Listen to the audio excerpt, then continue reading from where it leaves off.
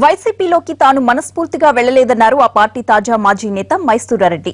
Tiffin కోసం పిలిచి party కండువా కప్పారన్నారు ఆయన. తన రాజీనామా లేఖను ఫ్యాక్స్ లో జగన్ కు పంపించిన మైసూరా వైసీపీ అంతర్గత ప్రజాస్వామ్యం అన్నది లేదని విమర్శించారు. పార్టీలోని పరిస్థితులపై లేఖ విడుదల చేశారు. జగన్ కు డబ్బు అధికారం మీద యావ తప్ప ప్రజల సమస్యల కోసం పోరాడాలన్న చిత్తశుద్ది లేదన్నారు. తన భవిష్యత్ కార్యాచరణను త్వరలోనే ప్రకటిస్తానన్నారు మైసూరారెడ్డి. ఇటువంటి పరిస్థితి దాపరించడానికి ఎవరో కారణం కాదు, ఆడ అంతర్గత ప్రజాస్వామ్యం లేకపోవడమే, చెప్పిన సలహాలు కూడా ఆచరించకపోవడం వల్ల ఇటువంటి పరిస్థితి దాపరించింది. ఏది ఏమైనా కానీ ఇంకా గోళ్ళు గిల్లుకుంటూ అక్కడ కూర్చుండే దానికంటే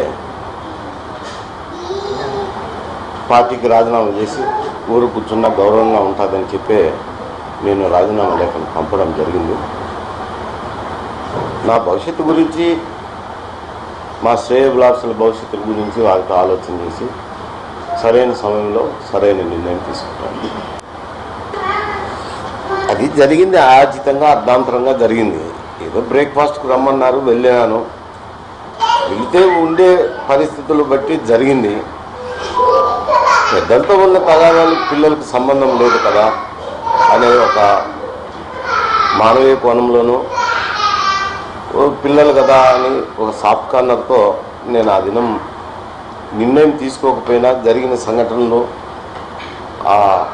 వెంటనే జరిగిన సంఘటనల వల్ల పార్టీలోనే ఉండి పనిచేస్తూ వచ్చాను.